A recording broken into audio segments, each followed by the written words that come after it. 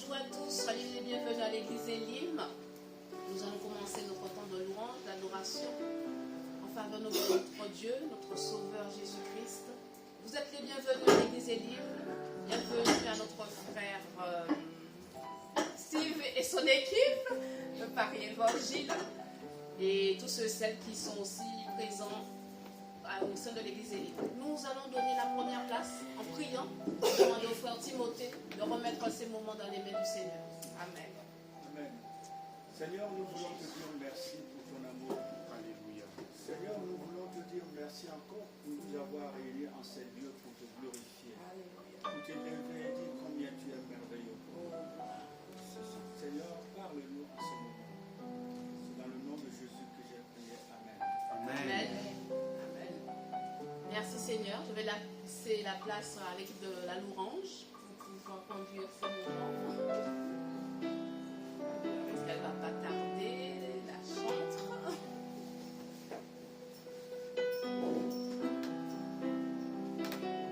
Bénis Dieu, ô mon âme. Bon, on va proclamer les paroles en attendant notre conductrice. Bénis Dieu, ô mon âme, ô mon âme. Mon gloire à son Saint-Nom. Oh, chante comme jamais, ô mon âme. Rends gloire à ton Saint-Nom. Voici l'aurore, l'aube d'un nouveau jour. Pour toi, un chant doit s'élever devant ce qui m'attend et ce qui pourrait arriver. Car à la fin du jour, je te chante encore. Amen. Bénis Dieu, ô mon âme. Que quelqu'un puisse élever son âme, glorifier le nom du Seigneur. Sentez-vous libre pour apporter votre louange, votre adoration au Seigneur.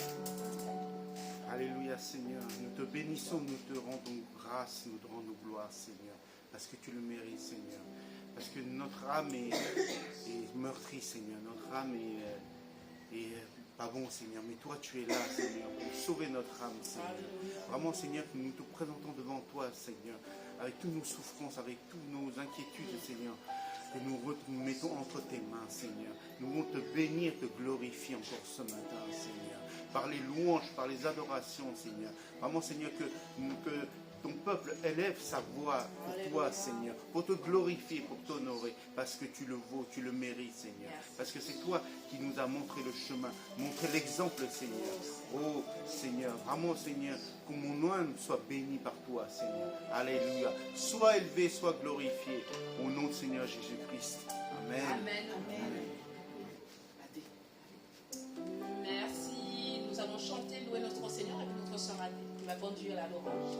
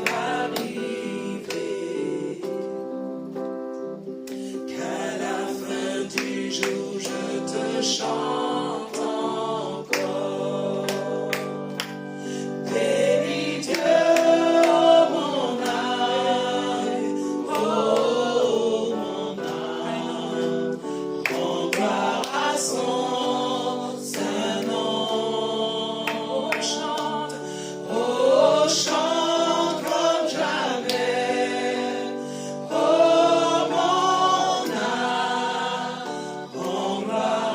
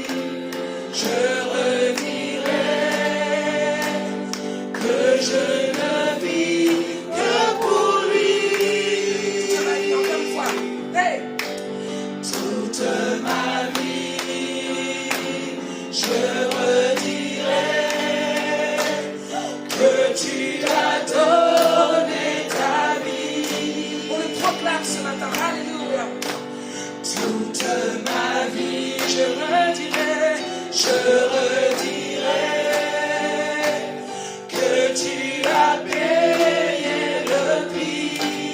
Toute ma vie, je redirai que je ne vis que pour lui. Je chanterai gloire à l'Éternel. Je chanterai louange à son nom. Je chanterai Dieu, mon essentiel. Je chanterai en l'honneur de son nom. Je chanterai gloire à l'Éternel. Je chanterai louange à son nom. Je chanterai Dieu, mon essentiel. Je chanterai en l'honneur de son nom. Je chanterai gloire à l'Éternel. Je chanterai louange à son nom. Je chanterai Dieu, mon essentiel. Je chanterai en l'honneur de son nom.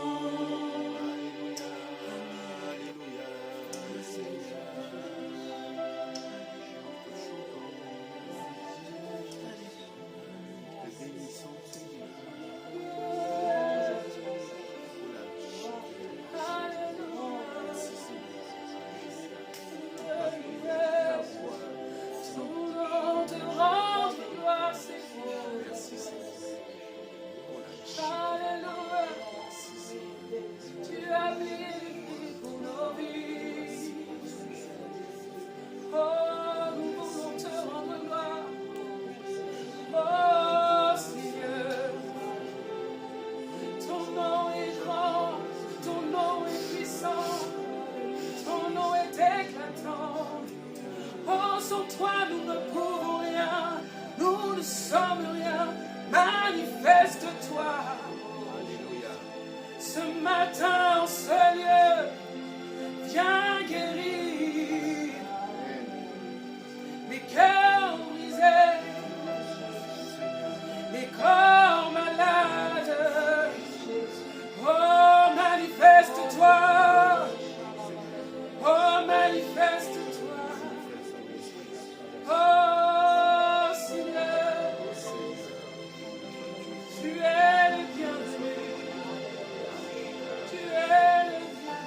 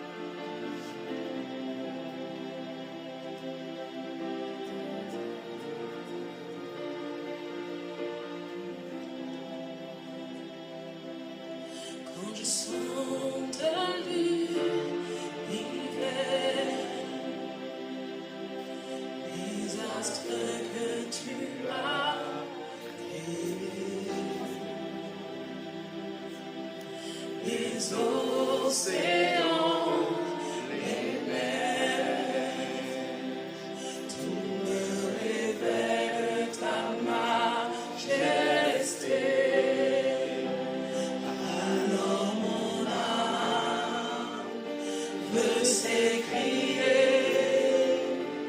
de tout mon cœur. Je veux chanter.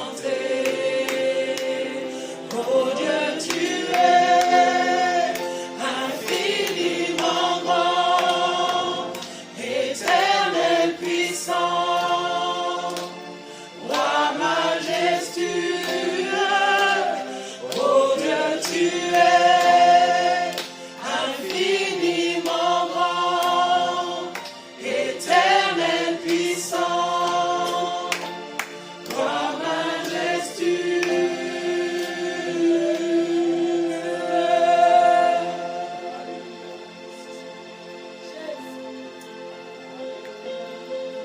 Quand je songe que tu m'as fait,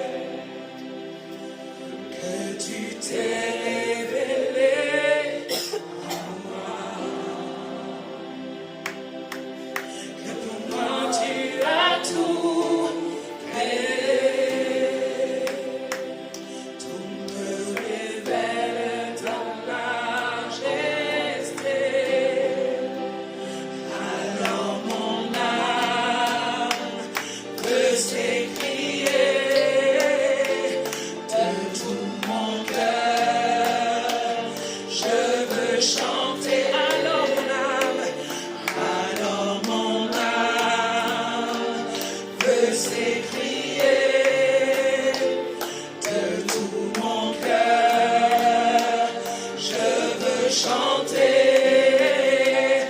Oh Dieu, tu es infiniment grand, éternel puissant, roi majestueux.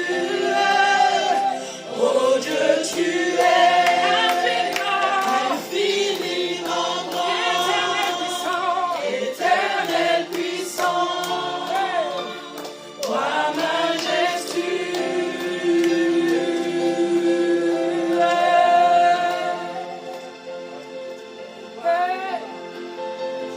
oh Dieu, tu es infiniment grand, éternel puissant, roi majestueux. Oh Dieu, tu es infiniment grand, éternel puissant, roi majestueux. Oh Dieu, tu es infiniment grand, éternel puissant, roi majestueux. Oh Dieu, tu es infiniment grand, éternel puissant, roi majestueux.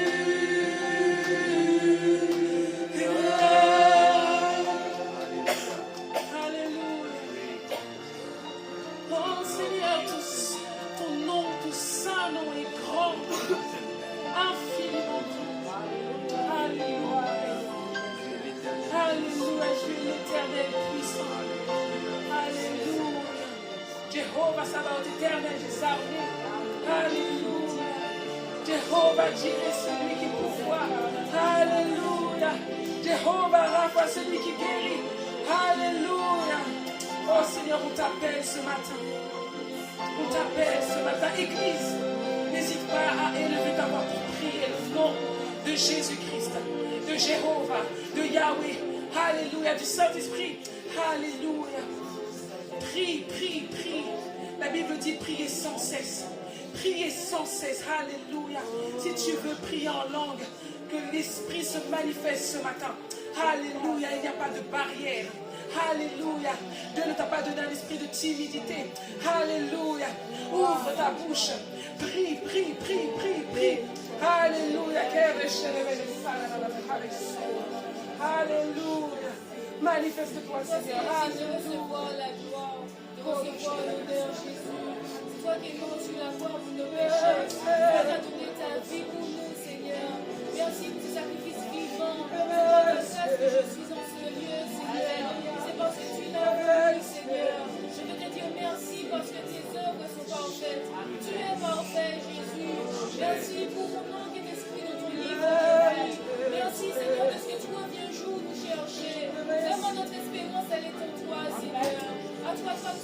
gloire, tout l'honneur, la force de maintenant et à jamais. Amen. Hallelujah. Hallelujah.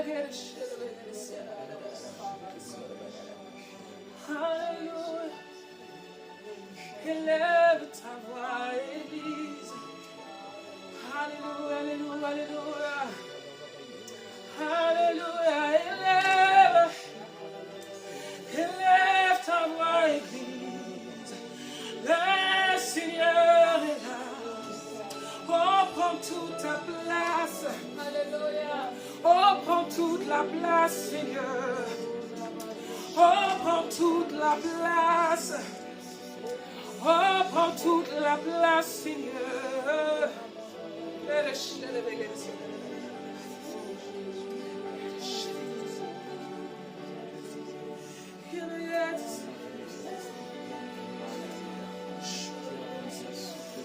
Oh, bien sûr.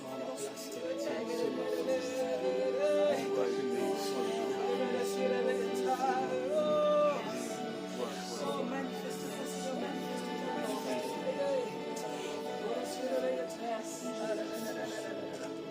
Seigneur, merci. Merci pour ta présence. Merci pour ta présence. Il y a sa présence parmi nous. Merci pour ta présence. Alléluia. Merci pour ta présence. Oh Seigneur. Oh Seigneur. Alléluia. Si tu as des paroles de connaissance, si tu as à cœur de prophétiser, que tu as quelque chose à dire à l'assemblée ou pour quelqu'un en particulier, même sans mentionner son nom, même si tu ne vois pas qui c'est exactement, ouvre ta bouche. Alléluia. Alléluia. Je vois des fleuves d'eau vive. Des fleuves d'eau vive. Alléluia. La vie en abondance. Alléluia.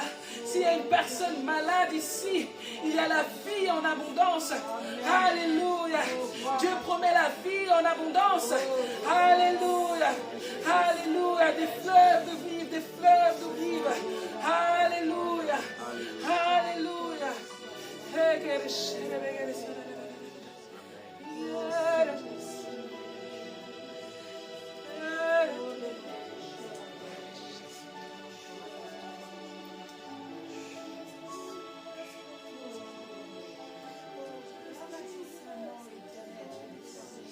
Sois loué, sois élevé au-dessus de toute grande majesté. À toi toute la gloire, nous sommes venus avec un cœur de prière, nous sommes venus avec un cœur de louange. Les hommes te célèbrent, Seigneur. Loué soit ton grand nom. Manifeste ta puissance au sein de nos vies. Manifeste ta puissance dans les cœurs, Seigneur. Toi qui sonde les cœurs. Enlève l'amertume, Seigneur. Agis puissamment, Seigneur. Tu ne peux pas venir, tu ne peux pas glorifier dans les rouges, Seigneur, Père éternel. Tu ne peux pas te révéler à travers des cœurs de pierre. Tu cherches des cœurs d'amour, des hommes qui veulent te louer, te célébrer, des hommes qui t'aiment de l'amour sincère, Seigneur. Enlève le trouble, Seigneur. Enlève le trouble. Il y a beaucoup qui dissimulent, Seigneur, mais tu vois tout. Dans les profondeurs des ténèbres, tu vois tout. Car tu es la lumière. Révèle-toi au cœur des hommes, Seigneur. Agis puissamment, Père éternel. Viens sonder les hommes. Jusqu'à la moelle, Seigneur. Agis puissamment. Restaure les cœurs. Restaure les âmes. Manifeste ta puissance. Seigneur, brise ce qui n'osent pas ta gloire. Agis puissamment, Seigneur. Tu es redoutable. Tu es puissant, Seigneur Jésus-Christ. Qui est comparable à toi? Nul n'est comparable à toi, grand roi. Saint d'Israël, manifeste ta puissance. Saint ça. Qui peut te cacher, Seigneur? Qui peut te cacher, Seigneur? Personne, même Jonas, Seigneur. Personne. Agis puissamment, Père éternel. Touche les cœurs, Seigneur. Disposez des cœurs à ton amour, Seigneur Jésus-Christ. Révèle-toi au cœur des hommes. Merci pour ton Amen. Enlève les habits de souillon que tu as sur toi et te revêt d'un habit de lumière. Amen. Fil d'or traîne sur ta robe, Seigneur. Danse, danse, danse, danse, ô jeune fille. Danse, ta robe de princesse, ta robe de gloire. Loué soit l'Éternel, au Père éternel, pour cette personne, Seigneur, pour ce que tu fais pour elle, Seigneur. Enlève ses habits, car ce ne sont pas ce que Dieu a mis en toi. Dieu a mis en toi cet habit de princesse. Tu es la princesse de l'Éternel, la chérie du Seigneur, mon Christ puissant, le berceau d'un amour éternel. Brise ce cœur plein de rancœur, plein de haillons. Toutes ces choses, Seigneur, qui sont autour de cette personne, Seigneur, tu l'ôtes et tu l'enlèves, Seigneur, et tu le revêts d'habits nouveaux. Tu es un être de lumière et sur cette terre, tu es né pour briller. Amen. Aucune distraction, aucune chose qui t'enlève, c'est de la voie de ta destinée. Le Seigneur est là pour toi. Et il t'élève, il te montre son amour infini qui remplit ce cœur brisé. Et il enlève toutes choses, il restaure toutes choses. Au nom de son nom. Amen.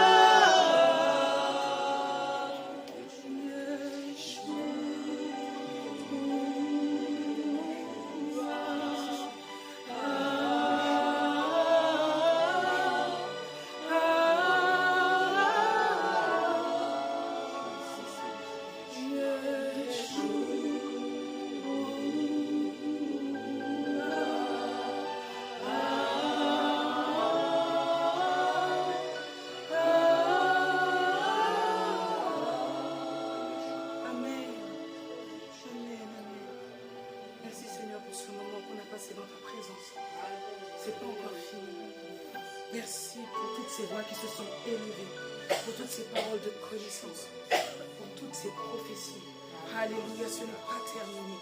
Dieu dit que ce n'est pas terminé. Alléluia, ce n'est pas terminé. Alléluia. Merci Seigneur. Seigneur, on veut avoir des cœurs disposés à recevoir ce que tu veux planter ce matin dans nos cœurs. Que ce soit dans la louange, que ce soit dans les paroles de connaissance, que ce soit dans la prédication qui arrive. Bénis Steve, Seigneur. Bénis sa bouche. Bénis, Seigneur, tout ce qui va être sorti, Seigneur, aujourd'hui. Alléluia. Que chacun reparte transformé, renouvelé, fortifié par tout ce qui va être apporté ce matin. Alléluia. Alléluia. Merci, Seigneur. Bénis Steve. Bénis son cœur. Bénis son cœur, Seigneur. onction particulière coule sur ta tête maintenant, dans le nom puissant, dans le sang de Jésus. Amen. Merci pour son cœur de serviteur. Alléluia. Alléluia. C'est ton enfant, Seigneur. Alléluia. Alléluia. Prends toute la place, Seigneur. Amen.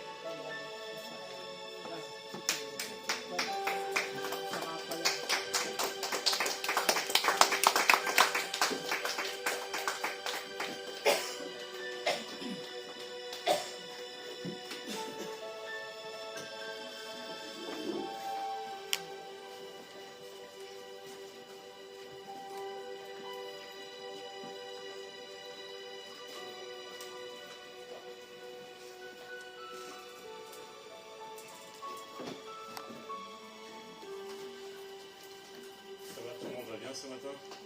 Amen. Est-ce que chacun a apprécié ce temps dans la présence de Dieu? Amen. Et moi, je crois que ce n'est que le commencement. Ce n'est que le début de ce que Dieu se prépare à faire ce matin. Et je suis content d'être de retour parmi vous.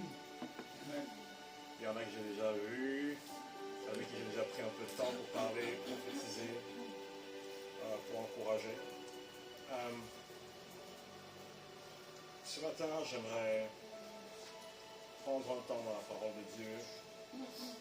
Et ce que je vais proposer de faire ensuite, c'est on aura ce temps prophétique. Et peut-être pendant le temps prophétique, ce que je propose, c'est que ce ne soit pas filmé, diffusé en ligne, pour garder l'intimité des personnes. Je vous rassure, je ne suis pas le genre de personne qui prophétise sur les problèmes, les péchés. Non, chacun sait déjà où il en est. Je n'ai pas besoin de venir rappeler ce qui va pas chez les gens. Ça, c'est le rôle de l'accusateur. Ce n'est pas le rôle des chrétiens. Moi, ce qui m'intéresse, c'est d'écouter le Seigneur et de lui dire, Seigneur, qu'est-ce que toi, tu vois comme destinée pour cette personne? Quel est le chemin que tu as tracé devant elle? L'objectif du prophétique, ce n'est pas d'enfoncer les chrétiens ou de faire une démonstration. C'est de prendre les personnes et de les mettre dans le rail de la trajectoire que Dieu a pour elles. C'est ça qui glorifie Dieu. C'est ça qui est le plus important pour Dieu. Donc, on va commencer ce matin dans la parole en Genèse 3. Et mon titre ce matin, le titre de mon message est il est un peu étrange, mais ne soyez pas inquiets, tout va bien. Donc, Genèse 3. Je vais lire à partir du verset 6. La femme dit que l'arbre était bon à manger et agréable à la vue, et qu'il était précieux pour ouvrir l'intelligence. Elle prit de son fruit et en mangea. Elle en donna aussi à son mari qui était auprès d'elle, et il en mangea. Les yeux de l'un et de l'autre s'ouvrirent, ils connurent qu'ils étaient nus, ayant cousu des feuilles de figuier, ils s'enfuirent des ceintures. Alors ils entendirent la voix de l'Éternel Dieu qui parcourait le jardin vers le soir. Et l'homme et sa femme se cachèrent loin de la face de l'Éternel Dieu, au milieu des arbres du jardin. Mais l'Éternel Dieu appela l'homme et lui dit, « Où es-tu » Il répondit, « J'ai entendu ta voix dans le jardin, et j'ai eu peur parce que je suis nu, et je me suis caché. » Et l'Éternel Dieu dit, « Qui t'a appris que tu es nu ? Est-ce que tu as mangé de l'arbre dont je t'avais défendu de manger ?» Prions un instant. Seigneur, je prie que ce matin, Seigneur, tu viennes démasquer les œuvres de l'ennemi. Que tu viennes ouvrir les yeux de ton peuple, Seigneur.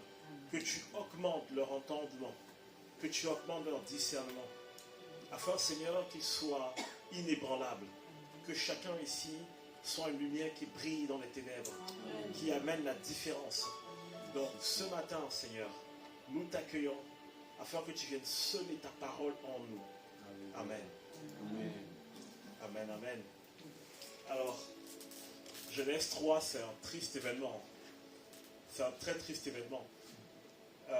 Mais il y a énormément de choses à apprendre là-dedans.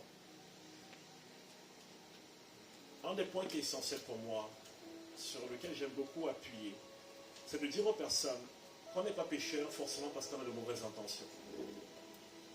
C'est très facile de faire culpabiliser les gens en leur disant « Oh, tu sais, si tu pêches, alors tu as tel problème, tu as ceci, tu as cela. » Mais le péché n'est pas arrivé par de mauvaises intentions. Le péché est arrivé par la séduction. Ça veut dire qu'à la base, Ève ne voulait pas mal faire. Elle n'a pas essayé de mal faire. Mais elle a quand même fini par mal faire. En fait, beaucoup de choses que nous faisons mal, nous ne le faisons pas parce que nous avons de mauvaises intentions. Mais nous le faisons parce que nous avons été séduits. En d'autres termes, si je ne peux pas être séduit, je ne vais pas me retrouver dans des situations délicates. Et la séduction, c'est bien plus que juste une tentation. Regardez quand le diable vient, qu'est-ce qu'il va faire avec Ève? Il va essayer de déformer l'image qu'elle a de Dieu. Or, Dieu a vraiment dit ça. Vraiment, parce que moi j'ai une autre info. De dire, je pense que Dieu te cache un truc. Et voilà comment il va fonctionner. Il va essayer de venir et de déformer quelque chose, de déformer une image. Et c'est par ça qu'on va venir la séduction. C'est tellement sournois que parfois on ne le voit pas arriver. Maintenant, le titre de mon message ce matin, c'est « Qui t'a dit que tu étais nu ?» Qui t'a dit que tu étais nu? D'où tiens-tu cette information? Si vous regardez l'histoire qu'on vient de lire, Dieu arrive et Dieu parle avec Adam. Et il dit, mais qui t'a dit que tu étais nu? Comment tu as appris ça? Qui te l'a appris? Qui te l'a enseigné? Alors, dans cette histoire, moi j'ai entendu beaucoup d'enseignements. Je ne vais pas forcément dire que les uns ont raison, d'autres ont tort. Mais il y a des personnes qui disent, en fait, l'homme était recouvert de la gloire de Dieu, et lorsqu'il a péché, la gloire est partie. Ça, c'est ce que j'ai souvent entendu. Mais je ne suis pas convaincu. Parce que voici ce qui se passe. Dieu cherche Adam. Et lorsqu'il se tient devant lui, il engage une conversation avec lui. Imaginez que la gloire de Dieu était en vêtement. Que vous soyez parti, vous m'avez vu habillé. Et vous revenez, je ne suis pas habillé. La première question, ce n'est pas me demander où est-ce que j'étais. C'était qu'est-ce que tu fais nu? Donc ça veut dire que ce n'était pas, de mon point de vue, quelque chose d'extérieur qui est parti. Ce n'est pas une gloire qui était sur eux, qui était enlevée. C'est ce que moi je comprends, quand je vois l'attitude et la réaction de Dieu. Mais ils ont quelque chose qui s'est ajouté qui n'aurait pas dû être là. On dit que leurs yeux se sont ouverts, on n'a pas dit que leurs yeux sont fermés. Ça encore, c'est un élément qui est très étrange dans la parole de Dieu.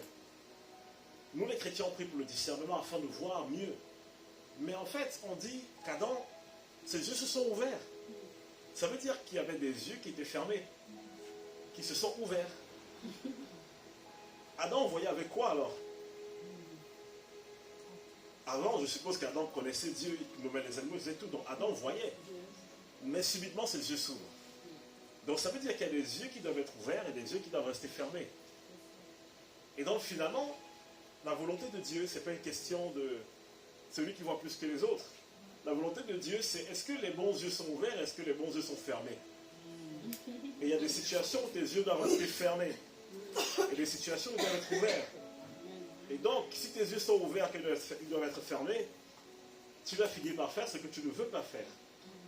Je sais, c'est un peu bizarre, mais vous allez voir au fur et à mesure qu'on avance, quels sont les yeux qui doivent s'ouvrir chez un chrétien et celles qui doivent se fermer. Lorsque Adam se tient là devant Dieu, regardez son récit. Son récit, c'est « J'ai entendu ta voix, j'ai eu peur parce que je suis nu et je me suis caché. » Quand on dit souvent que les chrétiens s'éloignent de Dieu, en fait, c'est toujours ce schéma. Partout, tous les chrétiens qui s'éloignent de Dieu, c'est ce schéma. Ils arrivent devant la gloire de Dieu, la voix de Dieu, la vérité de la parole de Dieu, et ils se disent « Oula !» Et ils commencent à prendre peur. Pourquoi? Parce qu'ils regardent ce que Dieu dit. Et ensuite, ils se regardent eux-mêmes. Et ils se disent, ah, il y a un truc qui ne va pas. Ils prennent peur et ils reculent.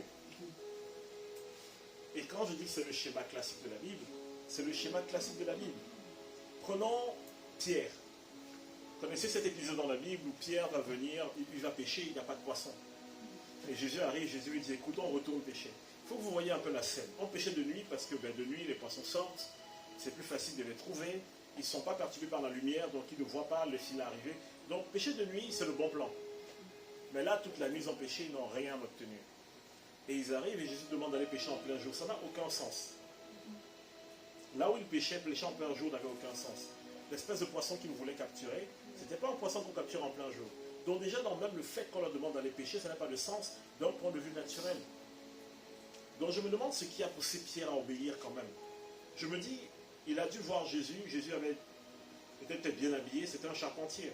Et je précise juste pour beaucoup de personnes, les charpentiers n'étaient pas pauvres.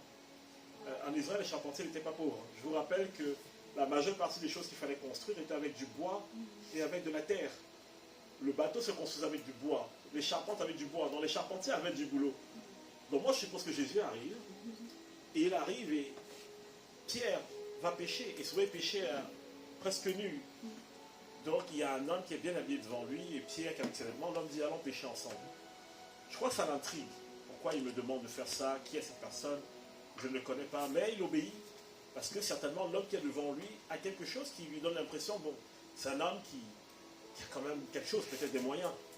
Et il monte dans le bateau avec lui.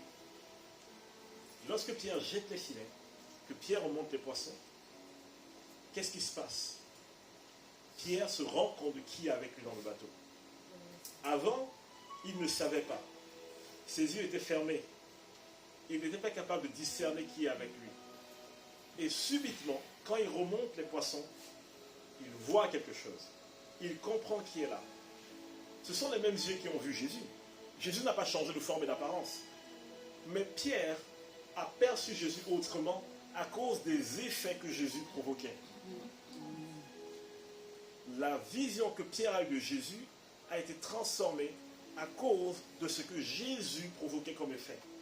Pourtant, l'apparence de Jésus n'a pas bougé. Maintenant, regardez Pierre, regardez son attitude.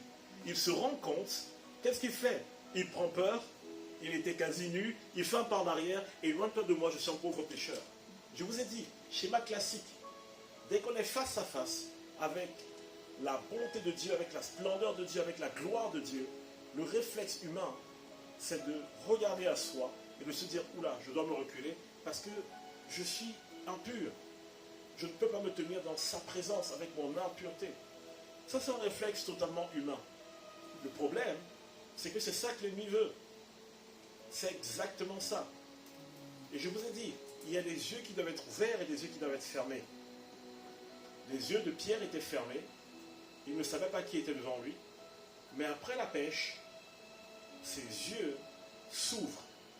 Pas les yeux naturels, mais les yeux de son âme s'ouvrent. Il comprend. Ça veut dire que dans la parole de Dieu, les yeux sont parfois le symbole de l'intelligence. Son intelligence s'ouvre. Il prend connaissance de qui est avec lui. Et son réflexe, c'est de fuir. Et ça, c'est le réflexe de toute personne qui voit chez elle quelque chose qui ne va pas. Il y a des gens, je veux viser personne, mais des gens qui ne sont pas mariés, pas parce qu'elles ne prient pas parce qu'elles ne jeûnent pas parce qu'elles ne font pas ce qu'il faut, mais elles ne sont pas mariées juste parce qu'elles voient trop ce qui ne va pas chez elles. Elles ne sont pas mariées parce qu'elles regardent les personnes que Dieu met devant elles, elles se regardent, elles se disent ah non, ça ne va pas le faire. Et elles fuient. Elles ont peur du défi qui se tient devant elles. Dans la Bible, on a vu que quand Dieu choisissait une personne, tu pouvais te cacher où tu veux, Dieu va te retrouver. Et quand il va te retrouver, il va te ramener exactement là où il voulait que tu sois. Même si ça doit lui prendre des dizaines d'années. Dieu est plus têtu que nous. Et ça, heureusement pour nous. Heureusement, parce que si Dieu nous lâchait dès qu'on fait une erreur, ce serait extrêmement difficile. Dieu parle à Jonas. Jonas se lève.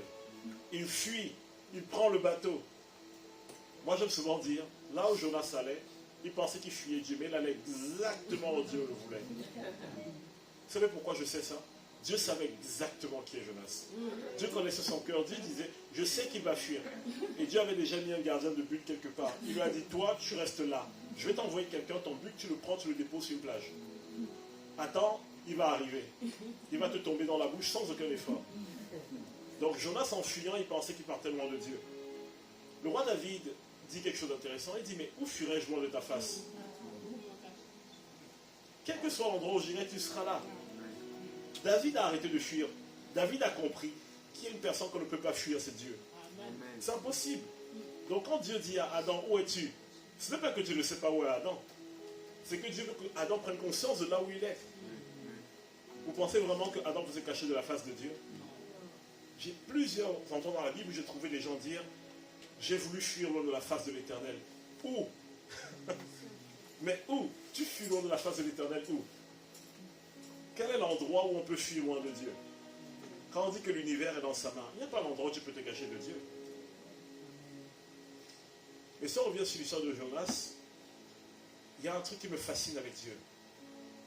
Jonas s'est rebellé, il a refusé de partir, mais Dieu avait prévu son coup. Lorsque Jonas est pris par le poisson, Jonas est amené à Ninive. Et Jonas va être recraché sur la plage à Ninive. Maintenant, j'aimerais vous dire quelque chose. Est-ce que vous savez à quoi ressemblait la divinité qu'ils adoraient à Ninive? Beaucoup de gens ne connaissent pas cette divinité. Mais ils adoraient un messager des dieux. Et ce messager des dieux, c'était un homme sirène. Donc vous imaginez un peu, lorsqu'ils sont sortis pour aller sur la plage adorer, et ils arrivent, et subitement, ils voient un poisson qui recrache un homme. Imaginez dans leur tête ce qui se passe. C'est le Dieu d'homme. C'est-à-dire que maintenant, Dieu vient prendre une fausse croyance. Dieu entre dans leur fausse croyance, et il leur apporte le bon messager. Et quand ils prêchent, eux, ils se disent, on était à côté de la plaque, et ils se repentent tout de suite.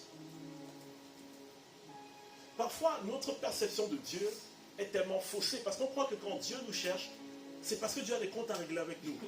Mais je prends une histoire ici où c'est bancal, ça n'a aucun sens. Mais Dieu prend l'image d'un faux Dieu pour rattraper les personnes et les ramener au bon endroit. Je ne suis pas en train de vous dire d'aller vous déguiser dans les dieux de ce monde, ce n'est pas ça. Mais de vous dire que même dans votre manque de connaissances, Dieu sait ce qu'il est en train de faire. Et Dieu a choisi de le faire avec des personnes imparfaites. Et quand une personne comprend ça, ça change tout. Ça change absolument tout. L'apôtre Paul arrive dans une ville. Il voit des gens qui débattent, des hommes intelligents, un aérophage, et il doit prêcher. Maintenant, Paul se dit, ok, comment j'aborde ces gens? Je vois qu'ils sont spirituels, je vois qu'ils sont pieux, mais ils sont à côté de la plaque. Comment je les aborde sans qu'ils ne se braquent? Et il voit qu'il y a des statues de Dieu, les panthéons de Dieu grecs. Mais il y a un Dieu, on sait qu'il existe, qu'il est puissant, mais on ne sait pas comment il s'appelle.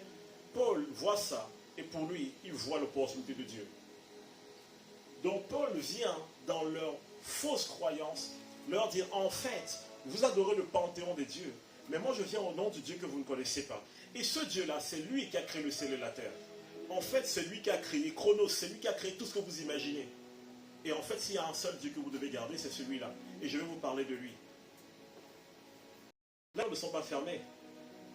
Il entre dans leurs limites humaines et il vient leur démontrer quelque chose qu'ils ne voyaient pas. Leurs yeux étaient ouverts aux fausses croyances. Et il arrive, il ferme ces yeux-là et il ouvre d'autres yeux.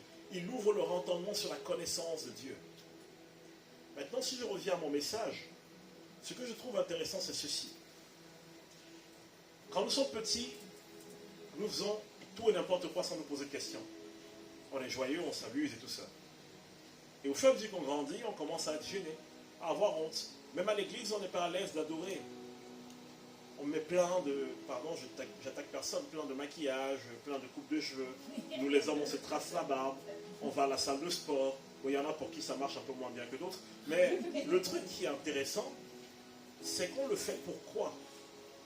On le fait parce qu'on souhaite et on désire que le regard qu'on nous porte soit positif. Moi, j'ai une bonne nouvelle. Le regard que Dieu te porte est bon.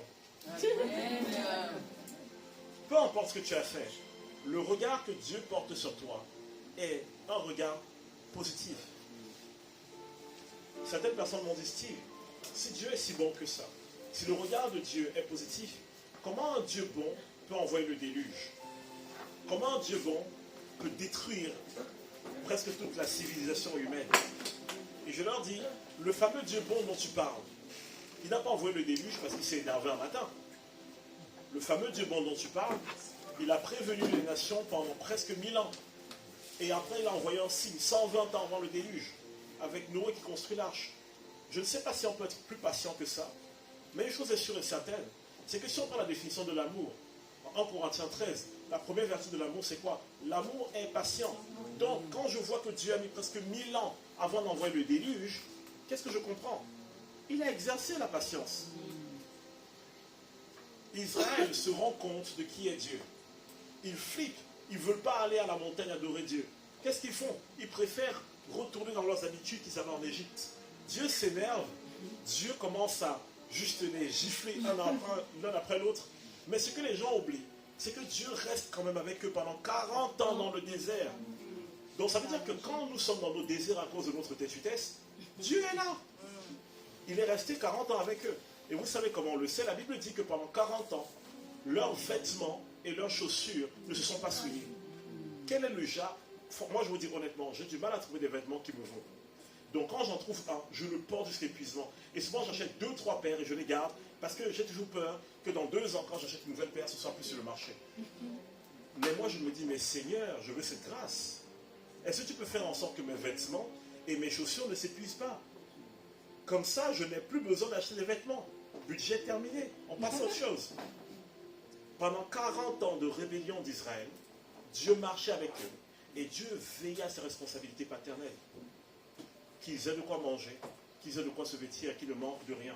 Même dans leur rébellion. Pourquoi nous fuyons Dieu? Pourquoi nous nous tenons loin de Dieu? Pourquoi est-ce que nous essayons d'obéir à Dieu par nos propres efforts? Parce que nous avons encore en nous ce réflexe naturel. Seigneur, je vois ta gloire, je me rends compte de mes manquements, je fais un pas en arrière, et je me dis, il faut d'abord que je règle mes problèmes pour aller devant Dieu. Moi, j'aime cette phrase. Tu ne peux pas prendre une douche sans le savon. La parole de Dieu, c'est le savon. La présence de Dieu, c'est la douche. Donc, si quelqu'un me dit, je prends une douche avant la douche, ça n'a aucun sens. En fait, ce qui corrige et qui change l'homme, c'est la capacité à courir vers Dieu.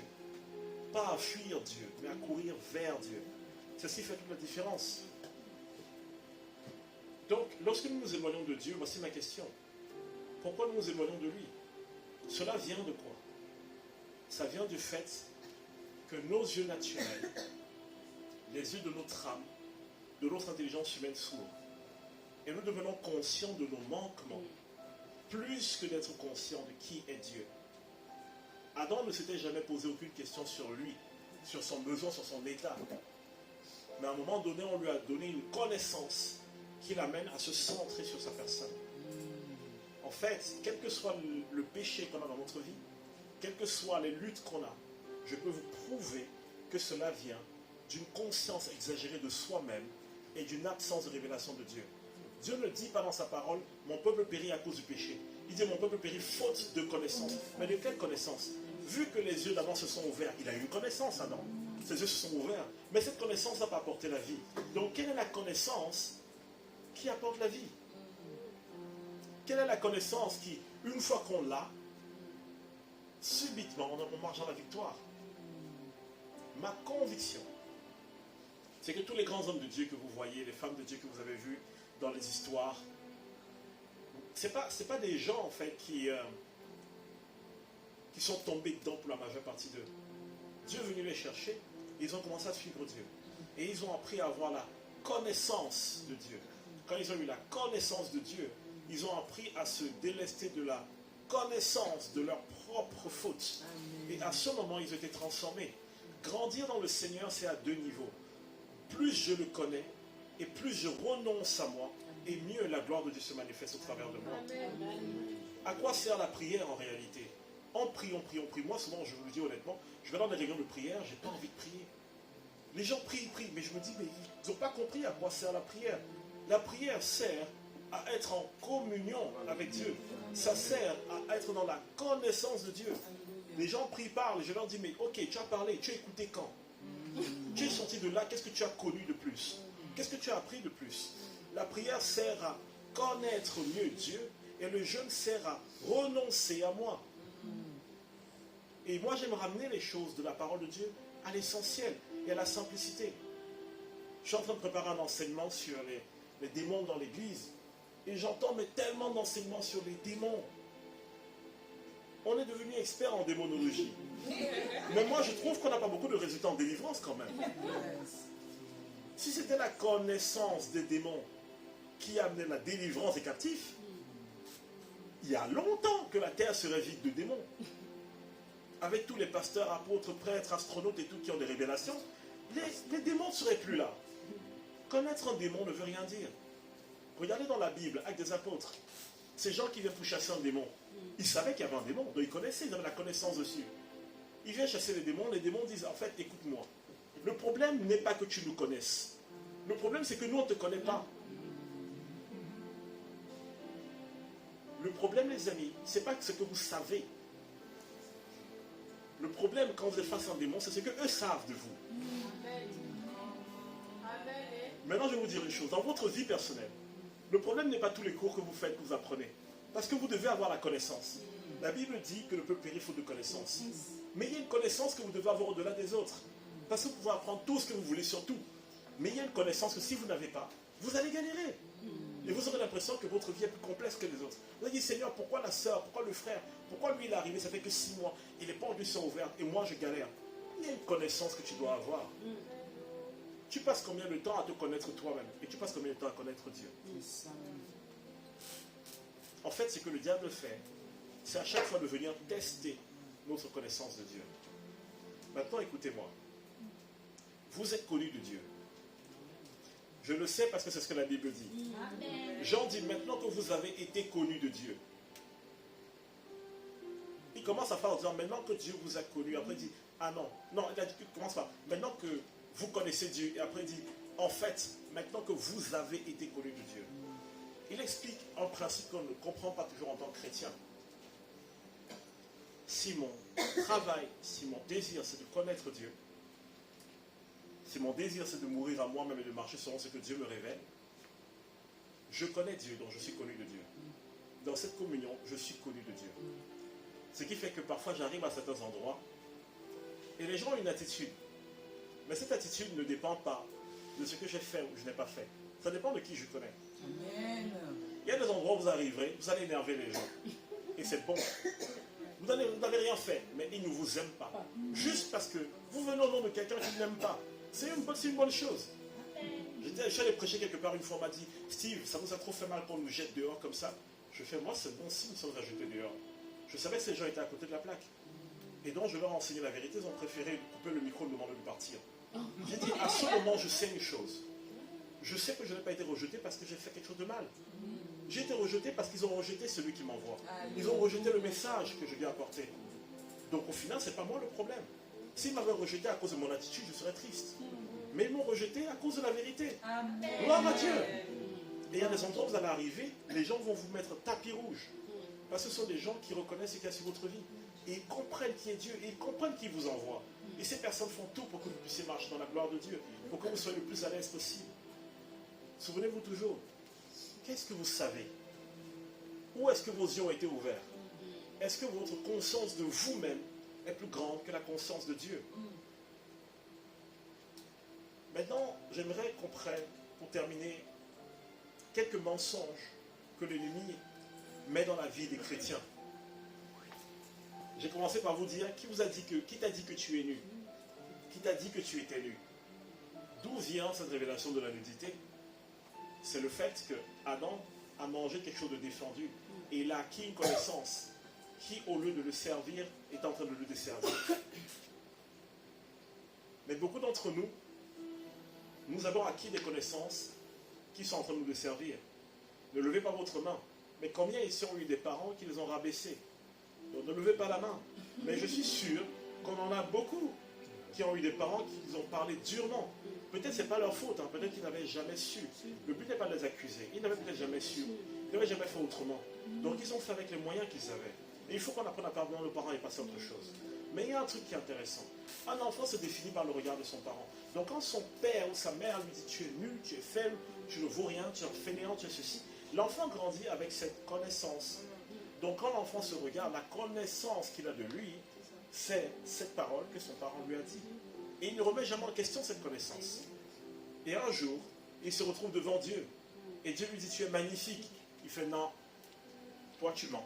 Pourquoi? Ce n'est pas la connaissance à laquelle il est habitué. Et c'est ce que l'ennemi veut. Te saturer de connaissances qui vont t'enfoncer, plutôt que de saturer de la connaissance de ce que Dieu dit de toi. Regardez Gédéon dans Juge 6. Gédéon, il se défend en disant, je suis le plus petit de la plus petite maison, de la plus petite tribu. Donc genre, en fait, je suis 3 fois pas saint du tout. Donc ne viens pas me chercher. Quand l'ange de l'Éternel arrive, la première phrase c'est vaillant héros. Gédéon l'écoute. Gédéon dit non, tu t'es trompé. Je suis seul ici et c'est certainement par moi que tu t'adresses. Il avait quelle connaissance? Mais Dieu vient et Dieu lui amène une autre connaissance. Et il lutte. Il n'y a que les êtres humains pour lutter contre Dieu. Franchement, on est champions. Et je ne dis pas ça pour accuser. Les pommes, je suis dedans. Des fois, Dieu nous dit, fais telle chose. Tu es sûr, Seigneur. Tu es sûr, Seigneur. Si tu veux que je le fasse, qu'il pleuve demain, qu'il neige après-demain. Dieu est en train de dire, tu sais, j'ai jamais menti depuis la création de l'univers. Hein, donc, c'est pas que je ne suis pas sûr de moi, c'est que c'est toi qui n'es pas sûr de ce que je suis en train de dire.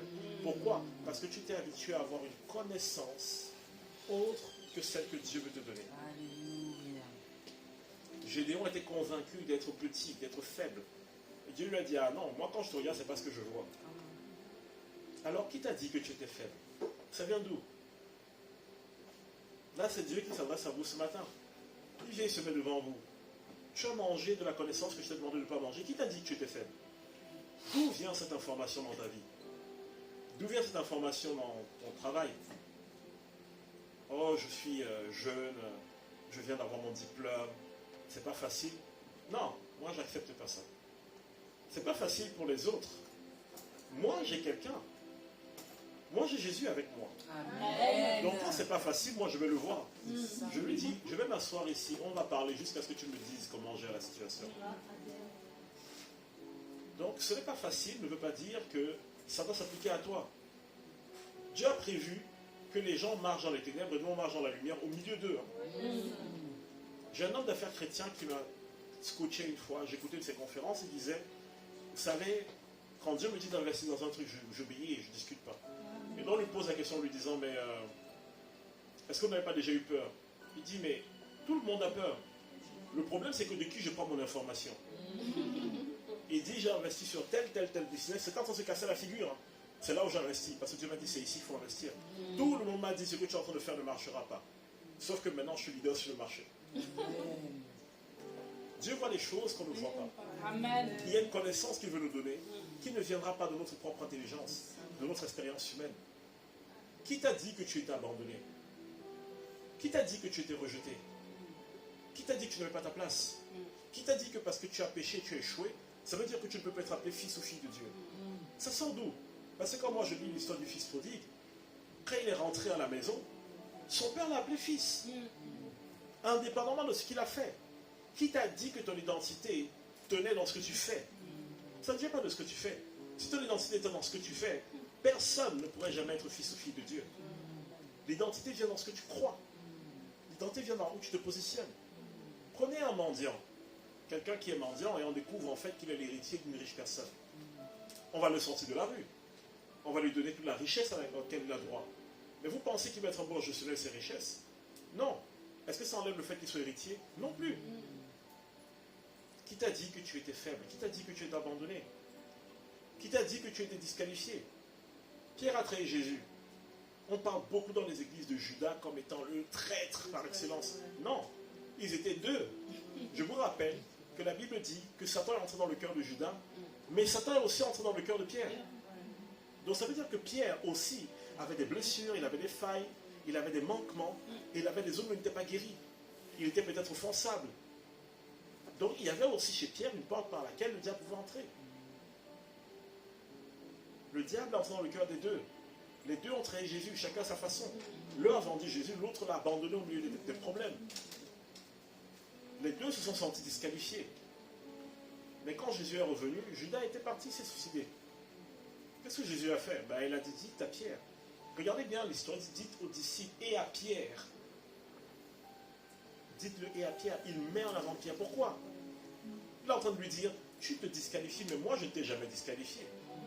Je ne t'ai jamais mis à l'écart. D'ailleurs, pour te montrer que je savais que tu allais te casser la figure, avant Jésus n'a à la croix, qu'est-ce qu'il dit à Pierre? Il dit, j'ai prié afin que ta foi ne défaille pas. Et quand tu seras affermi, tu vas renverser tes frères. Ou plutôt l'inverse, mais bon. Ce qui est intéressant, c'est que Jésus parle à Pierre. Jésus lui dit, j'ai prié que ta foi ne défaille pas. Mais quand Pierre arrive devant cet épisode, devant ce moment-là, où il faut choisir entre accepter les souffrances de Jésus et s'enfuir, Pierre fuit. Est-ce que la prière de Jésus a échoué? Jésus a prié afin que sa foi ne défaille pas. Maintenant, si Pierre se regardait lui, qu'est-ce qu'il disait de lui? Ça y est, ma foi n'est plus là, je l'ai abandonnée. Et c'est normal qu'on regrette amèrement quand on a mal fait quelque chose, c'est normal. Mais Pierre s'est vu disqualifié. Jésus est arrivé, il lui a dit non. Moi, je sais ce que j'ai prié sur toi. Ce n'est pas moi qui t'ai disqualifié, c'est toi-même. Est-ce que parfois on se disqualifie par nous-mêmes? Qu'est-ce qui nous disqualifie? Quelle est la croyance que nous avons qui nous disqualifie? Je ne suis pas appelé à servir dans l'église, je ne suis pas appelé à servir à l'évangélisation, je ne suis pas appelé à servir à l'allemand, je ne suis pas appelé à ci, à ça. Qui t'a dit ça? Vous savez pourquoi est-ce que parfois on fuit ce que Dieu nous demande de faire? Parce qu'on sait que les gens vont découvrir quelque chose qui ne va pas chez nous à un moment donné. On va découvrir. Ah, ils vont voir que je suis tout le temps en retard. Ah, ils vont découvrir en fait que je ne jeûne jamais. Ils vont découvrir que j'ai menti sur telle ou telle chose. Et en fait, on a tellement peur de ça qu'on préfère faire un pas en arrière et s'éloigner de Dieu. Mais arrêtez. Arrêtez de fuir Dieu. Ne vous disqualifiez pas. Qui t'a dit que tu n'avais pas de valeur? J'ai prêché ça le week-end dernier sur la valeur et j'ai parlé sur la généalogie de Jésus. Et il y a des gens qui s'est énervé. Et il y a quelqu'un qui s'est vraiment levé pendant le culte et est sorti de la salle et est parti.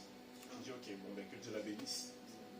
Parce que j'ai dit aux gens, faites attention à toutes les doctrines qu'on entend. Parce que parfois on vient sur la doctrine de la repentance, on dit, ok, quand tu dois te repentir, tu dois amener tes péchés devant Dieu, te repentir, et tu dois te repentir pour ce que ton père, ton grand-père a fait, peut-être dans ta généalogie, et ceci ou cela. J'entends tellement ces choses-là. Mais moi, je vais vous dire une chose, je crois en malédiction générationnelle, mais je ne crois pas que la repentance est générationnelle. Jésus dit clairement que c'est chacun qui porte sa croix. Oui. Quand vous lisez Jérémie, Jérémie dit, on ne dira plus, il parle de la nouvelle alliance, que les parents mangeaient des fruits verts et c'est les dents des enfants qui ont été agacés. En fait, beaucoup de chrétiens luttent avec des malédictions générationnelles parce qu'ils ont laissé la place à cette croyance. Quand ils se rendent compte que l'ennemi attaque, au lieu de chercher à le renvoyer, ils cherchent à voir dans leur lignée la raison pour laquelle l'ennemi les attaque. Et donc du coup, ils passent leur temps à vouloir amener l'esprit de leur grand-père devant le Seigneur pour la repentance. Arrête! J'ai un témoignage avec mon père.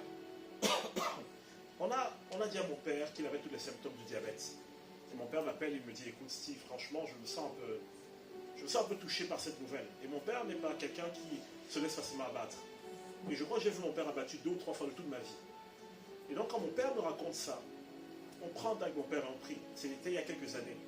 Et je lui dis, papa, tu sais, c'est pas parce que ta mère a eu ça que toi aussi tu es obligé de l'avoir. Si cette maladie vient peut-être de comment tu as été formé dans le naturel, ben prends les dispositions pour ne pas avoir le diabète, la façon dont tu manges, ce que tu bois, ainsi de suite. Mais si cette maladie vient par un autre canal, et que c'est l'ennemi qui est juste en train de torturer les générations dans votre famille avec ça, il va s'arrêter ici avec toi. Amen. Il va s'arrêter là parce que, ok, peut-être qu'il est venu, il a attaqué ma grand-mère. Ma grand-mère ne savait pas qu'elle pouvait lutter, elle a laissé entrer. Maintenant, il vient, il attaque. Si maintenant on accepte, il va entrer, s'installer. Il cherche à trouver la faille dans la foi. Mon père, ils m'ont pris, quelques jours après, il a fait les analyses. Tous les symptômes sont partis. Jusqu'aujourd'hui. Je dis donc, nous les chrétiens, il faut qu'on comprenne une chose. Si la malédiction générationnelle, c'est ça qui fermait la porte à quelqu'un, Jésus lui-même ne pourrait pas être fils de Dieu, il ne pourrait pas nous sauver. Je vous dis pourquoi. Jésus est né sans faute ni péché. Mais Jésus est né dans un contexte familial, où je vous rappelle quand même que dans la lignée de Jésus, il y avait des meurtriers, il y avait des prostituées, il y avait... Donc si c'est ça qui devait empêcher Jésus d'entrer dans sa destinée, Jésus n'aurait jamais pu faire ce qu'il a fait. Donc les malédictions générationnelles existent, oui, mais est-ce que c'est obligé de nous toucher? Non, parce que si elle ne frappe à ma porte, je leur dis, écoute, va régler tes problèmes avec la personne avec qui tu as signé un contrat. On n'a pas de contrat, toi et moi. 20 ans, qui t'a dit que tu es obligé d'être malade? Qui t'a dit que tu es obligé d'avoir cette maladie? D'où viennent ces connaissances? Qui t'a appris ça? Qui t'a dit que tu es destiné à la souffrance? J'ai prié pour une dame il y a quelques temps et je l'ai suivie pendant 1 an. Et j'étais tellement fier de la victoire. La dame, je pense il y a 2 ans, elle vient me voir, elle me dit, Steve, écoute, je suis totalement flippé, paniqué, je vais t'expliquer une chose. Dans ma famille, personne ne dépasse 50 ans. Personne. Et elle me dit, j'ai un cousin qui a 49 ans, il entre dans sa 50e année et tout le monde a peur de ce qui va lui arriver. Quelques jours après, son cousin est mort. Donc, dans la tête de cette femme, elle s'est dit, il y a un truc, une malédiction qui a été tracée quelque part, et moi j'ai peur de ne jamais dépasser la 50aine. Je lui ai dit, tu sais ce qu'on va faire? On va prier contre ce truc, Et à tes 51 ans, on va célébrer ensemble. Alléluia. Comment? Je lui ai donné les paroles de Dieu. Elle a médité sur la parole de Dieu, prié sur sa vie. Elle a eu des maladies, des trucs, tout un tas de déchaînements. Et je lui ai dit, tu tiens ton information de Dieu, pas de ton état, pas de ton historique familial. Yes. C'est Dieu qui décide pour toi. C'est ça. Elle s'est accrochée. Le jour, c'est 51 ans, elle m'écrit. Elle me dit, Steve, c'est mon anniversaire. Je lui ai dit, ok, bon vent. Au revoir. Moi, j'ai fini ma mission. Alléluia. Je voulais lui montrer une chose. Tu n'es pas obligé de mourir à 50 ans. Je ne sais pas ce qu'eux, ils ont fait dans ta famille. Mais ce n'est pas obligé de te toucher toi. C'est ça. Ce n'est pas obligé. De qui tu prends ton information? Jésus aimait beaucoup dire une chose. Jésus aimait dire, il a été dit, mais moi je vous dis. Pourquoi Jésus aimait cette formulation? Parce que Jésus voulait leur dire, vous avez une certaine connaissance qui vous a été amenée. Vos yeux ont été ouverts sur un certain nombre de choses. Mais moi je vais ouvrir vos yeux sur autre chose que vous ne voyez pas, qui est en réalité l'essentiel. Et Jésus les ramenait toujours au message du royaume de Dieu. Il leur disait, vous pouvez avoir toutes les connaissances que vous voulez, la Torah, machin. Si vous ne voyez pas, si vous ne discernez pas le royaume de Dieu, vous allez lutter toute votre vie et vous n'aurez jamais la victoire. Le combat dans lequel vous et moi nous sommes, le combat spirituel dans lequel nous nous tenons, c'est un combat de connaissance. 2 Corinthiens 10:5, nous renversons les barrières et les raisonnements qui s'élèvent contre la connaissance de Dieu. On renverse quoi? Les barrières et les raisonnements. Qu'est-ce que l'apôtre Paul dit? Je prie que la grâce et la paix du Seigneur Jésus vous soient multipliées par la connaissance.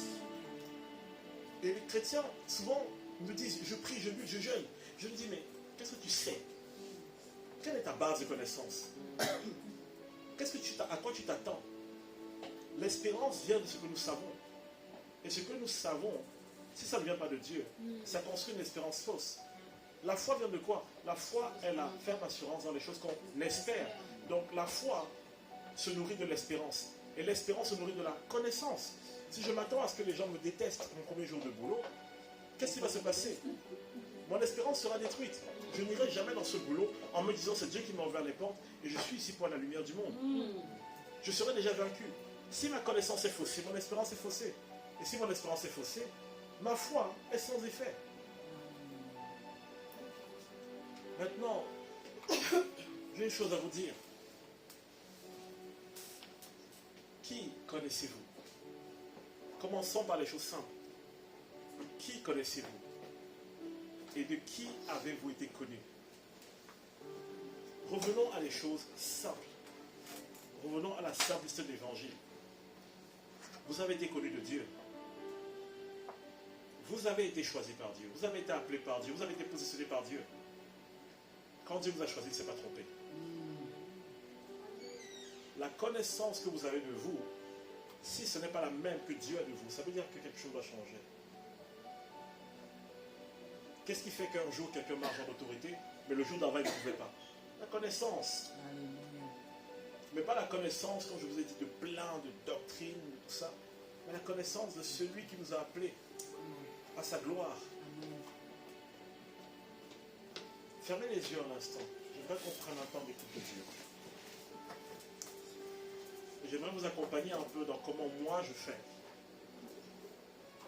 pour laisser le Seigneur venir percer, briser les murailles et les forteresses dans mon cœur. N'ayez pas peur de ce que je vais vous demander de faire, mais pensez à quelque chose qui vous semble impossible à vaincre pour vous. Peut-être que c'est la solitude, peut-être que c'est un péché, peut-être que c'est un vice, peut-être que c'est un mensonge, peut-être que c'est une blessure du passé. Et une personne qui vous a peut-être blessé, vous n'avez jamais réussi à l'oublier. Pensez vraiment à quelque chose, vous savez que c'est au-dessus de vos forces. Et n'ayez pas peur, soyez vulnérables devant Dieu. Je suis sûr que chacun d'entre nous ici a quelque chose qui vient dans son cœur. Maintenant, une fois que vous avez cette chose bien dans votre cœur, demandez à Jésus maintenant, dites-lui, Seigneur Jésus, quelle est la parole que tu dis sur cette chose? Comment toi tu vois cette chose? Demandez-lui, quel est le regard que tu portes sur cette chose?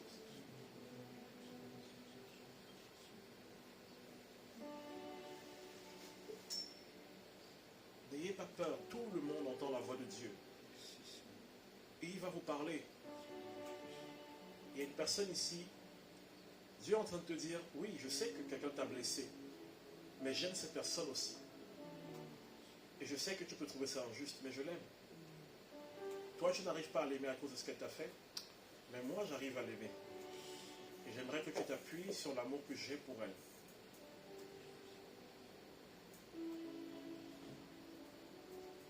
Saint-Esprit, ouvre les yeux de leur intelligence. Ouvre les yeux de leur esprit afin qu'ils voient la façon dont toi tu vois cette situation, cette chose, cette souffrance. Ouvre les yeux de leur cœur afin que ton shalom, ta paix descende sur eux.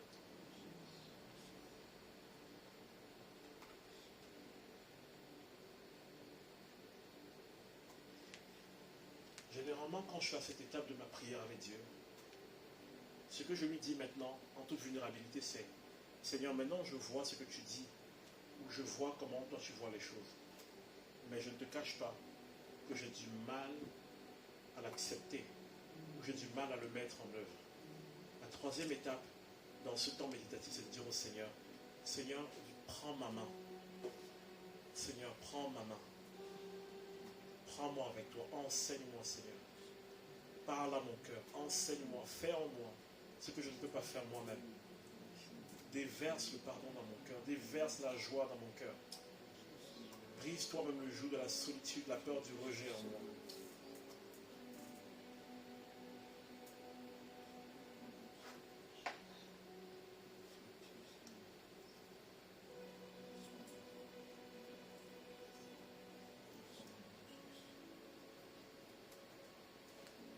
L'étape numéro 4, que je ne vous demande pas de faire maintenant, mais vous allez le faire chez vous régulièrement, c'est la déclaration. Seigneur, je déclare telle chose. Seigneur, je parle sur ma vie. La vie et la mort sont au pouvoir de ma langue. C'est pourquoi je déclare dans ma vie. Je déclare telle chose dans ma vie. Seigneur, je déclare la victoire. Seigneur, je déclare que mon corps est le temple du Saint-Esprit et que je ne peux pas être brisé par la maladie. C'est pourquoi je commande à cette douleur dans mon genou de partir. Dans le nom de Jésus, il y a quelqu'un ici maintenant. Dieu est en train de toucher ton genou. Je commande, Seigneur, à cette maladie de quitter le corps de cette personne. Il y a une personne ici, vous avez comme un début, je pense c'est l'ostéoporose. En tout cas, une maladie qui est liée aux os, une fragilisation des os. Et je déclare dans le nom de Jésus, maintenant même, que cette maladie plie les genoux. Parle sur ta vie. Commande à cette chose de partir. Parce que toi, tu sais ce que Dieu dit. Et quand tu sais ce que Dieu dit, tu parles aux choses et tu leur demandes de s'aligner. Rappelle-toi, Dieu t'a choisi. Ça veut dire que tu es connu. Et donc, ça veut dire que ces choses, ces maladies, ou ces esprits, ou quoi que ce soit, te connaissent. Donc, ne te laisse pas intimider ni effrayer. Dieu t'a choisi. Dieu t'a appelé. C'est pourquoi on peut déclarer que l'ostéoporose disparaît complètement dans le nom de Jésus. Dans le nom de Jésus. Je vois une personne ici qui a une tension nerveuse au niveau du cou. Elle dort très mal et le fait qu'elle soit tendue fait que maintenant elle a des difficultés à bouger sa tête parfois. Ça parle à quelqu'un ici. Il y a une personne ici, vous avez une douleur parfois dans la nuque et vous n'arrivez pas à tourner la tête. Parle maintenant à Dieu. Commande maintenant à ça. Commande à ton corps. Commande à ton corps. Tu refuses parce que ce n'est pas ton héritage. La maladie, ce n'est pas ce que Dieu dit de toi. Alléluia. On va rester dans ce temps, encore quelques minutes, mais rapidement. Mais ce que je propose, c'est que le live soit arrêté, parce que j'ai envie de donner quelques paroles prophétiques. Et je vous dis honnêtement, je donne les paroles, au début je reçois en bout, mais je continue, donc je ne sais pas jusqu'où ça va. Donc généralement, je n'enregistre pas toujours, ou du moins je ne mets pas sur Internet les paroles prophétiques de peur que les gens soient exposés, je vais éviter ça. Mais comme je vous ai dit, ma conviction c'est que Dieu, lorsqu'il parle, Dieu ne parle pas afin de rabaisser ou afin de détruire. Mais au contraire, Dieu parle afin d'élever. Dieu parle afin d'élever. Et je vais commencer par vous, monsieur avec la chemise bleue.